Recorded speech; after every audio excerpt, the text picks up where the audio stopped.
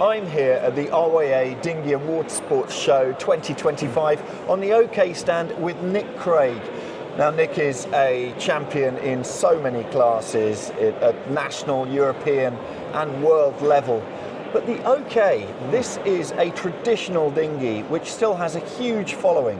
What do you think it is about the class that calls people in? Yeah, I think it's a bit of everything that I love. So it's a great boat to sail, really quite easy boat to sail, but a hard boat to sail well. So getting that last little bit out of it's quite tricky. It's got big fleet racing, which I love. It's got quality big fleet racing, really good standard, especially recently. A lot of ex-Olympians have jumped into it, and fantastic venues. So an international class, we get around the world. We're going to Garda next year. We've got Denmark the year after, maybe Thailand the year after. So great set of venues. So it's a little bit of everything, I think, that makes it really good. You really need to get those numbers in a fleet to get to the best venues around the world. Yeah. And the OKs, we saw down in Lyme Regis when the World Championships were there, a huge turnout. And so do you think it's a case of, because it's so popular, people come into the class because they know they're going to get to the best venues? Or do you think it's the boat, or a combination of the two? Yeah, I think a combination of the two. There's definitely a virtuous circle. I think the bigger the class you get, the more numbers it gets, and then it gets more publicity. People want to come and sail it because of the racing. So lots of people have jumped in, they've just seen the numbers. Lyme Regis really helped because it was a home worlds. I think we had about 150 boats, so that got much more interest. So I think, yeah, it's a bit of both, but it's got to be a nice boat to sail as well, or at some point that would peter out. And the OK's been going for like 60 years or something, so clearly the design is good. When you look at the boat, it's tweaky. There's a lot of control lines, and you talked about it's an easy boat to sail, but hard to sail very fast. And, yes. And so do you find it's one of those boats where the more time on the water, the more practice against other good sailors, the better you get?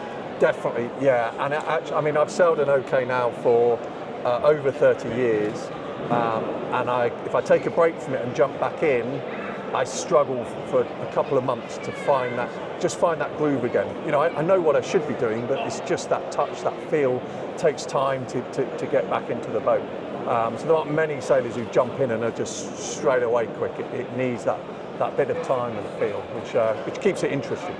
To have big numbers in a fleet, you've got to make sure the atmosphere is good throughout the fleet, the different levels. Yeah. And is this where you have those competitions within competitions? The mid-fleet has those little rankings where they want to get just ahead of their mates. And is there good camaraderie ashore as well? Yeah, I think the class does that really well. I mean, the OK socials have been legendary for a long time, been great fun, and I've made just lifetime friends out the OK class.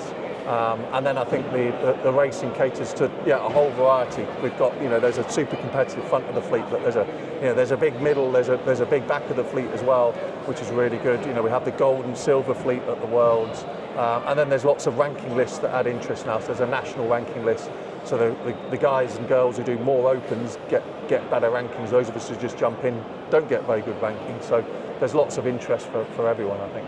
And on the publicity side, you've got Robert Deves, who writes great daily reports, does videos for you. Yeah. That must make a big difference. Yeah, I think that really helps. And what helps as well is that Robert's an OK sailor through and through. I think at my first OK event was the Inlands in 1991, and I met Robert there, and I've known him since. So the fact he sails the boat and loves the boat, I think really helps. And then, he just writes really well. Yeah. And there's a lot of other dinghies out there which are catering for similar types of weights, but don't yet have the numbers that the OK has. So keeping relevant must be harder and harder for the class, but it seems to be succeeding. Yeah, I know. I think that's important, exactly as you say, that staying relevant, because times are changing. I look around here, there's 2 or 3 new classes launched at this show alone. So I think it's not one thing, it just keeps doing all of those things well.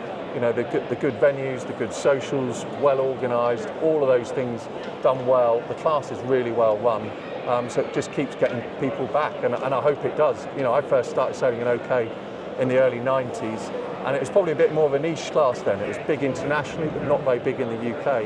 And it's been so nice to see the last 5 years. People have really started recognising what a good boat it is, and the growth's been huge. So it'll be interesting to see how high it can go. Because I think this year's Worlds in Garda, there's over 200 registered interest, which will be a record. So it'll be interesting to see how far the class can go. But at the moment, it's only growth despite all the competition. The Worlds, of course, is going to be the major focus for you in the OK class. But are there other events which you're going to be using in the lead up? Yeah, well, I'm not doing much in the OK this year. I'm mainly sailing the Fin. Change of scene, something different. So I've been doing a fair bit in the Fin. So this year I'm just doing the Europeans and the World. So it's going to be difficult because, as I say, it normally takes a bit of time to get back in the OK and be fully up to speed. So we'll see how it goes. Yeah, well, we will. And we're always following your results, Nick. So many thanks for your time and your little insight into the OK class. Thank you very much. Thanks, Mark.